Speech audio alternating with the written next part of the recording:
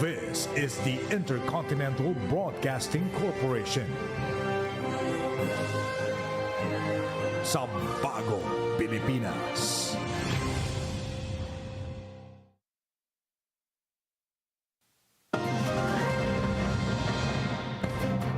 Good evening, this is 13 News. We bring you the day's top stories that shape the country and the world. Let's get into the headlines right now. The Department of Justice confirms it has filed grave threats complaint against Vice President Sara Duterte over death threats made during a press briefing last year. The Budget and Management Department formally turns over the proposed 7.2 trillion peso 2027 National Expenditure Program to the House of Representatives. President Ferdinand R. Marcos Jr. leads flood mitigation efforts in Parañaque and orders DPWH to review and pre-assess flood control plans. Lieutenant General Donald Gumiran assumes command of the Philippine Army during the 68th Change of Command ceremony presided over by President Marcos Jr. And in news abroad, death toll in Colombia, earthquake rises to 132. Rescuers are wasting no time as they race to find survivors. All these and more here on 13 News. First in the news tonight, the proposed 7.2 trillion peso 2027 National Expenditure Program has been successfully turned over by the Department of Budget and Management, or DBM, the House of Representatives, for deliberation. Among the key items in the proposed budget is 107.4 billion pesos for flood control projects, as the government moves to ensure that funds only go to verified and properly monitored projects. The House will also scrutinize how the budget will address other priority areas as lawmakers prepare for the start of budget deliberations. Let's have the full details from IBC News correspondent Earl Tobias. 6% higher than this year's budget. The proposed 2027 National Expenditure Program now totals 7.2 trillion pesos. And under this proposal, flood control projects are again to be funded with an allocation of 107.4 billion pesos. Department of Budget and Management Acting Secretary Kim De Leon says the government cannot afford to abandon verified flood control projects already underway. But to prevent another massive corruption scandal, the DBM and DPWH will monitor projects from budget release to completion and vows that no ghost project will slither through. Hindi naman din po natin po pwedeng pabayaan yung mga naumpisahan na kasi mas matindi po yung vetting na ginawa namin. Properly identified, properly tagged ang location ng mga projects, duly supported ngayon pa lang ng actual program of works ang mga ito upang masiguro natin na hindi ito magiging mga ghost flood control projects kapag ito ay naaprubahan ng Kongreso. House Majority Leader Sandro Marcos will also check if the flood control projects strictly followed Project NOAA, the University of the Philippines flood mapping system. House Appropriations Committee Chairperson Micaela Swansing says Project NOAA's flood risk map will be the transparent basis for which areas should really get flood control funding. Naglaan po tayo sa ilalim ng 2026 GAA ng 1 bilyong piso para sa Project NOAA. At bakit po natin ginawa yun? Meron po kasing mapping ang Project NOAA na makikita natin sa kanilang website. Kung ang isang lugar ba ay nakatag bilang red zone, orange zone, or yellow zone. Base po sa gaano po kadelikado yung lugar na yon na magkaroon ng baha. Meanwhile, education gets the biggest share of the 2027 budget with 1.314 trillion pesos for basic and higher education. 30 billion pesos will go to basic education facilities, while 12 billion pesos is set for an expanded career program for teachers. The DBM also says social services remain a major priority, including 99 billion pesos for 4Ps, 51 billion pesos for social pension of indigent senior citizens, and 1.89 billion pesos for walang gutom 2027. The DOH Regional Hospitals budget also rises to 107.29 billion pesos, with the government targeting more local hospitals to implement zero-balance billing. Majority Leader Marcos says the House will not hesitate to amend the proposed budget, especially if priority sectors need more funding. Kung meron departamento na binigay ng budget 100 pesos, pero 50 pesos lang ang ginastos nila, ibig sabihin sinayang nila yung 50 pesos. So sayang lang yung pondo kung hindi ginastos. Ibig sabihin, kailangan ilipat sa ibang departamento. House Speaker Faustino Bojidi III also vows only a clean and accountable budget will pass the House. Hindi sapat na sabihin kung magkano ang ginagastos. Dapat maipakita kung ano ang nagagawa ng bawat piso. Magtatanong tayo, makikinig tayo, at sisiguraduhin nating malinaw sa publiko ang bawat hakbang ng prosesong ito. Budget deliberations in the House begin Monday, August 17. The process starts with the Development Budget Coordination Committee, the committee responsible for drafting the 7.2 trillion peso 2027 national budget. Meanwhile, the Senate has also received a copy of the 2027 National Expenditure Program. Earl Tobias, IBC News. President Ferdinand R. Marcos Jr. inspects a pumping station in Las Piñas as the country continues to experience heavy rains and typhoons. The president also instructed the Department of Public Works and Highways Secretary Vince Dizon to review and reassess flood control plans. We have more details from IBC News correspondent Harley Valbuena. Charlotte, who runs a noodle stand along the Zapote River in Las Piñas City, recalls how her livelihood used to suffer whenever floods hit the area during heavy rains. But that struggle is now behind her, thanks to the deployment of a high vacuum self-priming drainage trailer pump already in use in the city. Kahit papano, bawas-bawas na nakakapagtinda na kami ng maayos. Nung kasi pag bumaba siya, sarado kami, wala kaming hanap buhay. President Ferdinand R. Marcos Jr. inspected the mobile pump stationed at Alido Bridge in Barangay Zapote. It has a water pumping capacity of 0.8 cubic meters per second. It collects water from different areas in Las Piñas and then dumps it to Zapote River, which also undergoes dredging. This intervention has significantly reduced flooding in the area from chest-deep waters before, now down to just gutter level. So effective naman ang ating ginagawa, ngunit alam naman natin kulang pa rin yan. Patuloy ang ating gagawin nito dahil hindi pa tapos ang trabaho. Marami pa tayong gagawin. Mababaw na lang po yung naging ng baha. Hanggang tuhod na lang. Passable na siya madaanan, hindi na siya mababaha. President Marcos Jr. also ordered DPWH Secretary Vince Dizon to revisit flood control plans, especially in Metro Manila. Local and barangay officials were also tasked to address the recurring problem of garbage. Lahat po tayo dito ay dapat kumilos. Hindi pwedeng nagkukuya-kuya-kuy lang tayo lagi. The president also visited evacuees in Verdun Covered Court Evacuation Center and personally handed gifts to children. Harley Valbuena, IBC News. The palace is urging stronger public and government action after a massive sea of garbage clogged Metro Manila's waterways during heavy rains that worsened floods across the capital. Palace Press Officer Claire Castro says the sea of trash severely slowed the flow of floodwaters, stressing that clearing operations alone won't work without community cooperation. Castro is calling on barangays to tighten enforcement, use CCTV footage to identify violators, and impose penalties to stop illegal dumping. The government continues clearing and dredging operations in flood-prone areas. Castro notes that President Marcos Jr. has repeatedly pushed for proper waste management, but government efforts are undermined when residents continue dumping garbage into canals and rivers. Yung tumambad sa ating mga mata na dagat ng basura. Hindi ito ang nais natin. Nais natin ay magkaroon ng maayos na daluyan ng tubig, kaya kailangan itong ayusin ng ating pamahalaan, ng mga opisyal natin. Pero ang nais din po nating lahat, ang nais ng Pangulo, lahat po tayo ay magtulong-tulungan.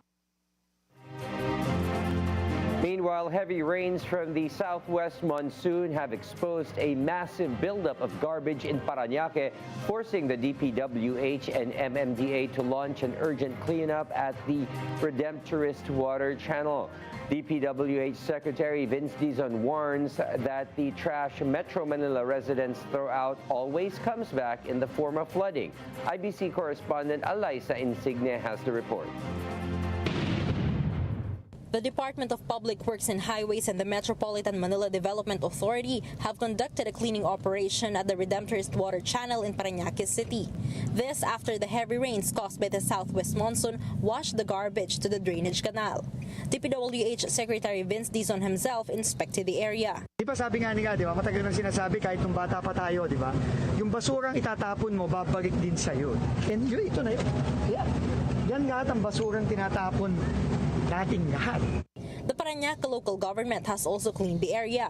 As of last night, natapos na kami rito ng 10 o'clock ng gabi, ang basura hakutin dadalhin sa sanitary landfill. Zahira, who has been residing by the creek, said that the cleaning operation will not affect their health anymore. Siyempre, dito lang kami nakatira. Maraming dumadaan at tumitingin. Sabi niya, malinis to. Parang makakahinawa ka ng maayos. Secretary Dizon said that both the public and the local government should share responsibilities in waste management. LGUs have to do their share, diba, sa proper correction and waste management, sa pag-dispose. Pero kailangan yung mga kababayan din natin. The agencies target to finish the cleaning within this week. The garbage will be brought to a landfill area in San Mateo, Rizal, where it will be burned. Eliza Insigne, IBC News.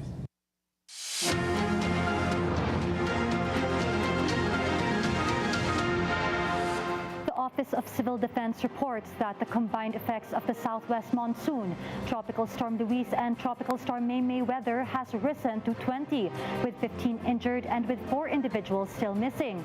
Authorities say the missing persons are believed to have been caught in landslides. According to OCD spokesperson Juni Castillo, unstable soil and persistent rains are preventing teams from using heavy equipment in search and rescue operations. Across the country, the combined effects of the 3 severe weather systems have now affected 815,400 families, equivalent to 2.8 million individuals. Meanwhile, 27,000 families, or over 95,000 people, remain in evacuation centers as authorities work to stabilize conditions in high-risk areas. Government agencies have already distributed 75 million pesos worth of assistance to communities impacted by the severe weather. Some roads remain impassable, but the DPWH continues clearing operations in affected regions. As for communication lines, officials report there had been no service disruption since the weekend. Let's now check what the weather will be like for the rest of the night until tomorrow. According to Pag-asa, Metro Manila Ilocos Region, Benguet, Abra, Calabarzon, Zambales, Bataan, Tarlac, and Pampanga will continue to experience cloudy skies with scattered rains and thunderstorms. The same conditions are expected in Nueva Ecija, Bulacan, Marinduque, Occidental Mindoro, and Oriental Mindoro due to the southwest monsoon. The rest of Luzon will have partly cloudy to cloudy skies with isolated rains brought by the monsoon, while the Visayas and Mindanao will experience the same due to localized thunderstorms. Meanwhile, a low area pressure outside the Philippine Area of Responsibility, or PAR, has now a high chance to become a tropical depression within the next 24 hours. But it is not expected to affect the country as it continues to move eastward away from PAR. Some areas have already announced class suspensions for tomorrow. These include Abra, Benguet, Balolos in Bulacan, as well as in some parts of Pampanga and Pangasinan. All are advised to monitor further updates from Pag-asa.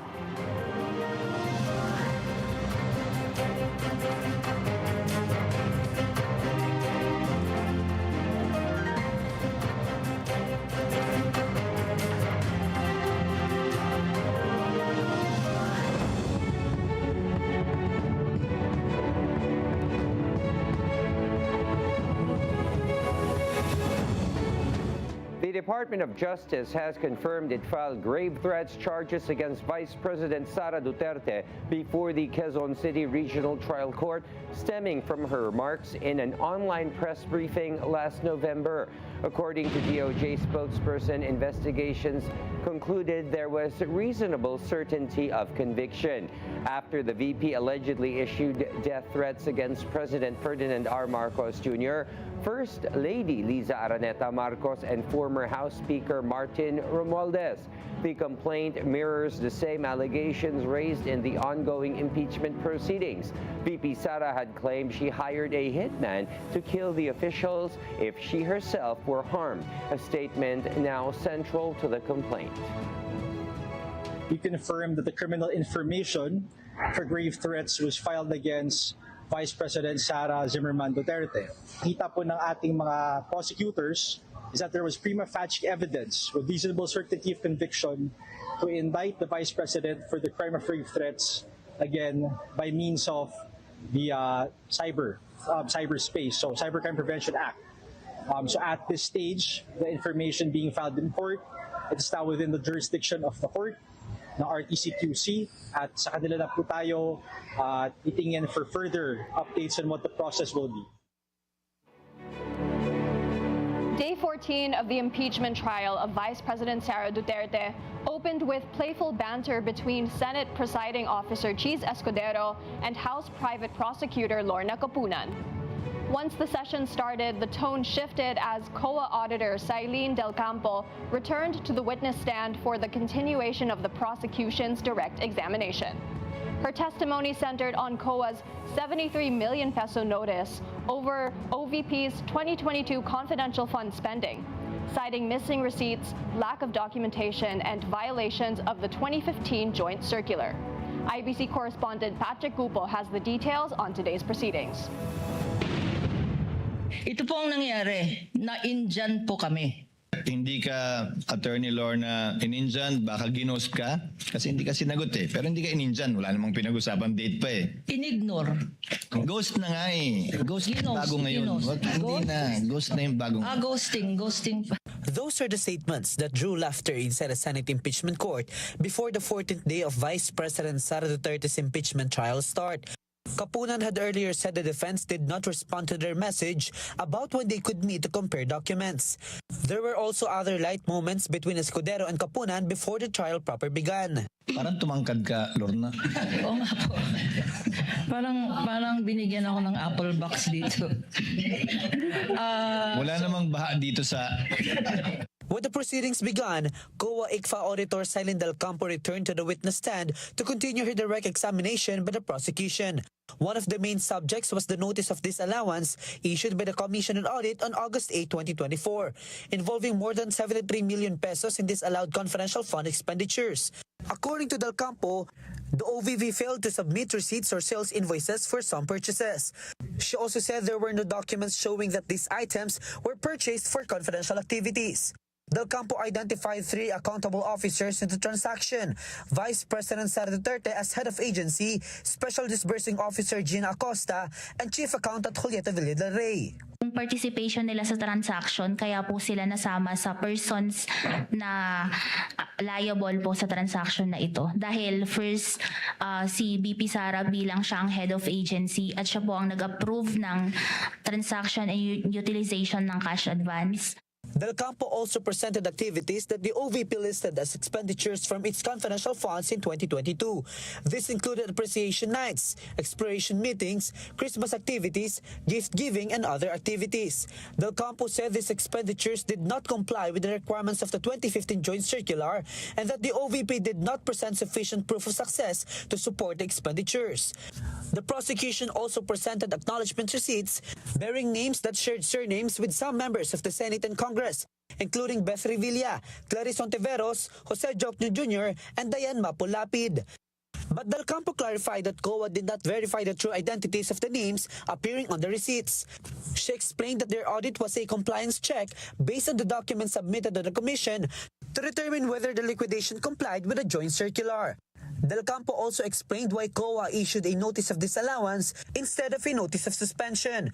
According to her, the Commission found an irregular transfer of funds from the Special Disbursing Officer to VP SPG head Raymond Lachica, which was allegedly directed by Vice President Duterte based on the testimony of SDO Gina Acosta. Yung directive ni BP Sara na naibigay ni Ms. Gina Acosta yung cash advance for CF kay Colonel La Chica, which is violation of under 6.1.1 of the Joint Circular. Kasi po, ang nakalagay dito is hindi po pwedeng ibigay ito ng SDO sa ibang officer po. The prosecution continued to question Del Campo on the documents and transactions that COA flagged in its audit of the OVP's confidential funds. Before the hearing was adjourned, Senator Judge Mig Zubiri again raised the possibility of adjusting the afternoon schedule of the impeachment trial, citing the limited time available for Senate plenary sessions. Senator Judges Pia Cayetano and Camille Villar, however, said the matter should first be discussed during caucus. Tomorrow, the defense is expected to begin its cross-examination of Del Campo. Patrick Gupo, IBC News. President Ferdinand R. Marcos Jr. led the Philippine Army's 68th Change of Command ceremony at Fort Andres Bonifacio in Taguig City earlier today. Lieutenant General Donald Gumiran assumed command as the new commanding general of the Philippine Army, succeeding General Antonio Navarrete. Let's have more of the ceremony from Bea Piniza. Maintaining an organized, reliable, and mission-ready deployment of troops for the continued operations of the Philippine Army. These were among the key directives given by President Ferdinand R. Marcos Jr. during the change of command ceremony held in Taguig City. Lieutenant General Donald Gumiran officially assumed the post as the 68th Commanding General of the Philippine Army, succeeding General Antonio G. Navarrete, who now serves as the Chief of Staff of the Armed Forces of the Philippines. The President expressed confidence in Gumiran's leadership, saying he expects the new Army Chief to guide the organization with professionalism, discipline, and commitment to its mission. Lead the Army with discipline and integrity. Uphold the Constitution. Protect the trust of the Filipino people. Ensure that every personnel and every unit in the Army remains disciplined and fully aligned with the defense priorities of our Republic. The President also voiced confidence in the Philippine Army's continuing transformation as it shifts its focus toward external defense and the protection of national interests. You take command as the Army continues to transition towards external defense. Build a force capable of securing the land domain, supporting joint operations, and contributing fully to defending our sovereignty and asserting our territorial integrity. For his part, Gumiran acknowledged the initiatives and accomplishments of General Navarrete during his tenure as Commanding General of the Philippine Army. He also assured the troops and the public that he will continue the programs and reforms initiated by his predecessor, while further strengthening the capabilities of the Army in addressing current and emerging security challenges. Bea Piniza, IBC News. Coming up next, the ERC moves to remove VAT on system loss charges, potentially lowering electricity costs for consumers nationwide. Stay tuned. This is 13 News.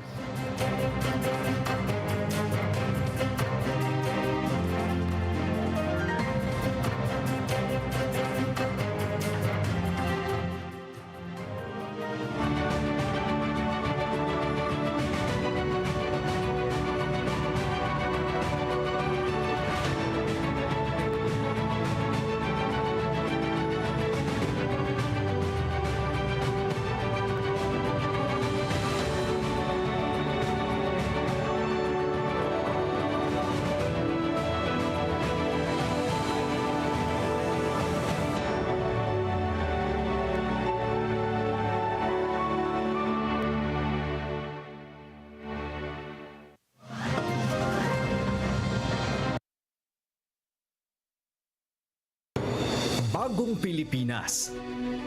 Mahalaga ang kapakanan ng bawat isa. Lahat ng aspeto ng lipunan pinagtutuunan ng pansin ng pamahalaan at ni Pangulong Ferdinand R. Marcos Jr. Bagong Pilipinas, PBBM, Lingkod ng Bayan. Tuwing Linggo, alas 8:30 ng umaga.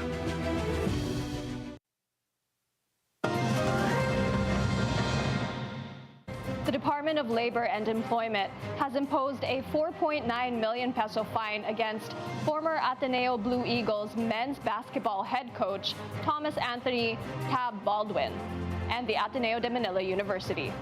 According to Dole, Baldwin and the university were found in violation of Article 20 of the Labor Code. The penalty stems from Baldwin's failure to secure a certificate of exemption under Department Order Number 248, Series of 2025.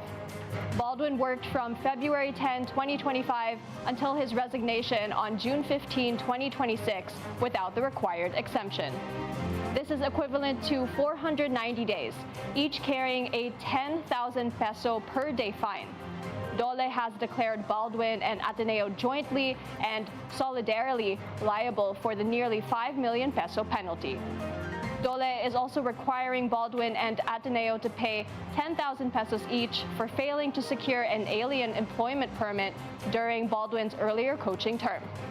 Dole has likewise recommended Baldwin's case to the Bureau of Immigration for deportation, pending additional criminal charges he may face. Solidarily liable si Ateneo. So, ibig sabihin, kung hindi makabayad si Mr. Baldwin, si Ateneo ang babayad. Meanwhile, the Energy Regulatory Commission, or ERC, has proposed removing the 12% value-added tax, or VAT, on system loss charges, a move expected to provide direct relief to consumers nationwide. The ERC said the proposed resolution would declare system loss as a government-mandated pass-through cost that should not form part of the gross receipts of generation companies, distribution utilities, and the National Grid Corporation of the Philippines, or NGCP, for VAT purposes. ERC Chairperson and CEO Attorney Francis Saturnino Juan said imposing VAT on electricity that was never delivered is unfair, adding that the proposed resolution seeks to remove this additional burden on consumers. However, the proposal still needs to be finalized and confirmed by the Bureau of Internal Revenue, or BIR, as the ERC will hold a public consultation on August 25, while written comments may be submitted until August 18. Clearing operations continue at the Redemptorist water channel in Barangay Baclaran, Parañaque City, as the DPWH and MMDA work to remove tons of garbage clogging the waterway and worsening floods in the area. Following President Ferdinand R. Marcos Jr.'s directive, 2 backhoes, a backhoe loader, 5 dump trucks, and 50 DPWH personnel have been deployed to clear the channel and restore proper water flow. Secretary Vince Dizon expressed dismay over the massive volume of trash discovered at the site, calling it a major contributor to severe flooding. He urged local governments and residents to cooperate by practicing proper waste disposal to prevent similar incidents. The Secretary emphasized that sustained cleanup efforts and community discipline are crucial to reduce flood risks in Parañaque and nearby areas.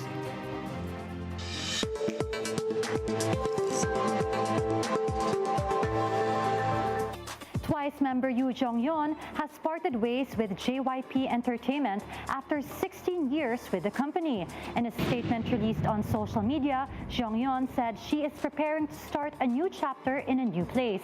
She also reassured fans that she will continue her journey with Twice, saying the group will remain a priority as she takes on new challenges. Jong-yeon has now signed with Varo Entertainment, where she will pursue new ventures, including acting projects.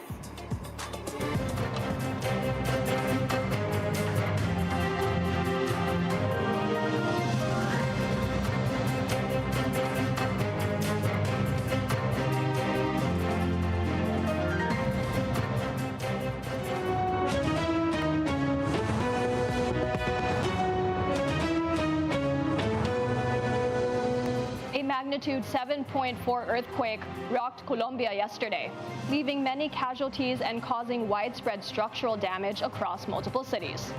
Meanwhile, Japan successfully launched an H-3 rocket carrying the Michibiki No. 7 navigation satellite into orbit. Let's have more international news from CJ Reyes. A powerful magnitude 7.4 earthquake hit Western Colombia yesterday, leaving at least 132 people dead and more than 570 injured. The quake caused widespread damage across several cities, with multi-story buildings collapsing and others suffering major structural damage. A video captured the moment parts of Pereira Airport's ceilings collapsed amid the earthquake's powerful tremors. The Colombian government has already declared a state of emergency, while international aid has also begun to arrive. President Marcos Jr. expressed his sympathy and condolences to those affected, saying the Philippines stands in solidarity with Colombia as it recovers from the disaster. In other news, Japan successfully launched an H-3 rocket from the Tanegashima Space Center, carrying the Michibiki No. 7 navigation satellite in orbit. The satellite is part of Japan's quasi-zenith satellite system, which provides positioning services across the Asia-Oceania region. The launch also carried an additional payload from the U.S. Space Force, which includes the Situational Awareness Camera-hosted instrument developed by the MIT Lincoln Laboratory. Meanwhile, NASA is testing a new type of electric thruster that could one day help crewed missions to Mars. The lithium-fed electromagnetic thruster reached 5 times more power than today's electric propulsion systems. NASA says the technology could eventually be paired with a nuclear power source, which could lessen travel time to Mars. CJ Reyes, IBC News.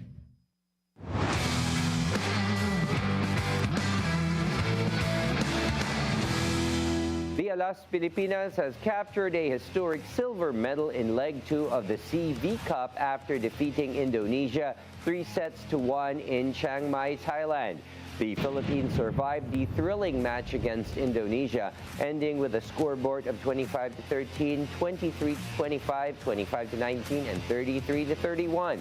Thio players also received individual honors, with Alyssa Solomon was named Best Opposite Spiker, while Iya Laure received the Best Outside Spiker award for their standout performances in the tournament. The silver marks the Philippines' best finish in the CV Cup 7-year history, as Alas will now turn its attention to the 2026 Asian Games in Japan next month. The Philippines celebrated 2 bronze medal victories in the 2026 Softball World Series, with the Bulacan Dreamers and Bacolod City Softbells both securing podium finishes for the Asia-Pacific region. The Bulacan Dreamers made history by claiming the Asia-Pacific region's first ever bronze in the 2026 Senior League Softball World Series in Delaware, United States. The Dreamers capped their campaign with a 5-1 victory over Europe, Africa in the bronze medal game, after also shutting out Canada 10-0 in the knockouts. Meanwhile, the Bacolod City Softbells also secured bronze in the 2026 Junior League Softball World Series in Kirkland, Washington. Representing the Asia-Pacific region, the Filipino Softbells blanked Hudsonville, Michigan 4-0 to secure their podium finish. And before we wrap up tonight's newscast, we bring you the results of the PCSO's 9 p.m. lottery draws. For the Super Lotto 649, the winning combination is 18, 45, 40, 5, 13, and 23, with a jackpot prize of 25,107,811 pesos and 30 centavos. For the Lotto 642, the winning numbers are 36, 15, 1, 6, 7, and 13, with a jackpot prize of 28,260,769 pesos and 44 centavos. For the Ultra Lotto 658, the winning combination is 43, 6, 39, 41, 53, and 57, with a jackpot prize of 199,976,621 pesos and 54 centavos. For the 60 Lotto, the winning combination in exact order is 6, 5, 3, 9, 5, and 3. For the 3D Lotto, the winning numbers are 8, 8, and 7. And finally, for the 2D Lotto draw, the winning numbers are 10 and 2. There are no winners for the Lotto 642, Super Lotto 649, and Ultra Lotto 658.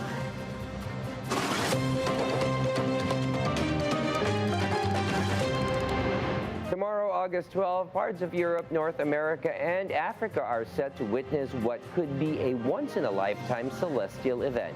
That's right, William. A total solar eclipse is set to sweep across parts of the world tomorrow, with the path of totality crossing Greenland, Iceland, and parts of Spain and Portugal. But worry not if you're not in the eclipse's path.